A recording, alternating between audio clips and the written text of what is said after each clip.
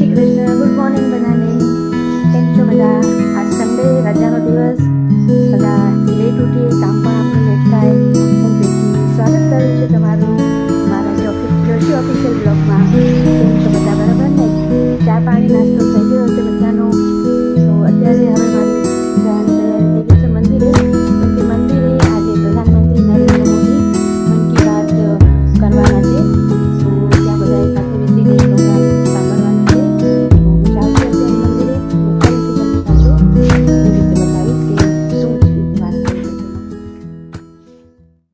હું, મમ્મી અને દીદી અમે જઈએ છીએ મંદિરે, કેમ કે ત્યાં બધી વ્યવસ્થા થઈ ગઈ છે.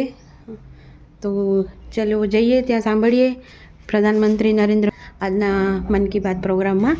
તો અમે હમણાં જ જઈશું ત્યાં. મમ્મી જરાક રેડી થાય છે. મમ્મી રેડી થઈ જાય એટલે અમે પહોંચીએ મંદિરે.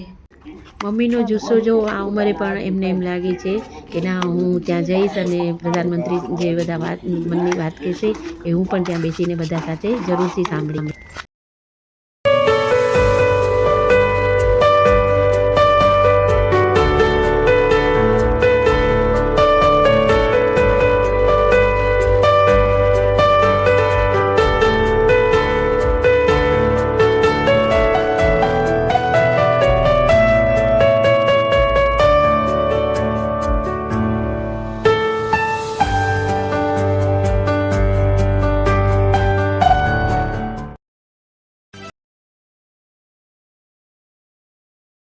कोई छोटा मोटा काम हो, कोई भी हो, उनका तो बढ़ता रहती है। आज इतना बड़ा विकास कार्य गांधीधाम महानगर पालिका कर रहा है, उसमें मालती बहन का काफी बड़ा योगदान रहा हुआ है। इन्होंने મન કી બાત પ્રોગ્રામ પૂરો થયો એટલે દરેક કાર્યકર્તાઓ જે પોતાની રીતે પોતાનું કાર્ય નિભાવે છે બીજેપી કાર્યકરમાં, તો એમના પણ બધાનું સન્માન થયું ખૂબ જ સરસ રીતે. અને ત્યાં જ અમારા એરિયાના પ્રધાનમંત્રી પણ જે છે એમણે પણ પોતાના વિચારો વ્યક્ત કર્યા અને બધાને સમજાવ્યું અને કઈ રીતે કઈ કામ કઈ જગ્યાએ થવું જોઈએ, કેવું કામ થવું જોઈએ, એ પણ બધી વાતો એમણે ખૂબ જ સરસ રીતે પોતાને વ્યક્ત કરી. 144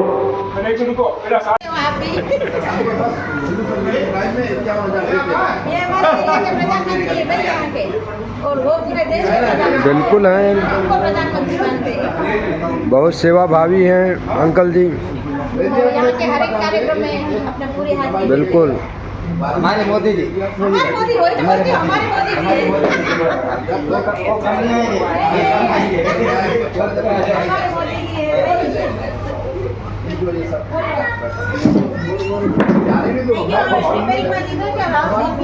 उसको रोज बोलता हूँ ये सबको देना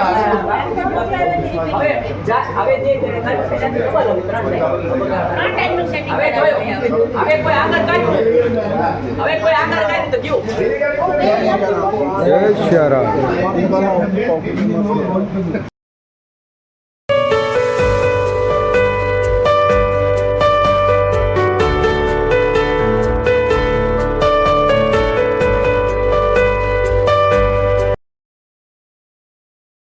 હવે ઘરે આવી ગયા છીએ.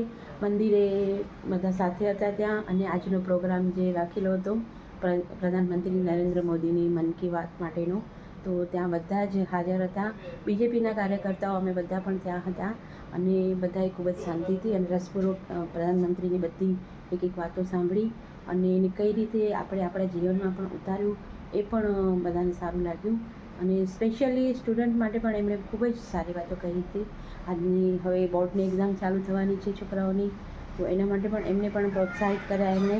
અને કિસાન માટે પણ જે ખેડૂત કઈ રીતે પોતાની ખેતીને નવી ટેકનોલોજીથી આગળ વધારી શકે છે એ પણ ખૂબ જ સીધી રીતે સમજાવ્યું. તો બધાએ શાંતિપૂર્વક બધી વાતો સાંભળી. તો બધાને વિડીયો જરૂર ગમશે. હું આશા રાખું છું વિડીયો જરૂરથી જોજો, લાઈક કરજો અને શેર કરજો. જય શ્રી કૃષ્ણ.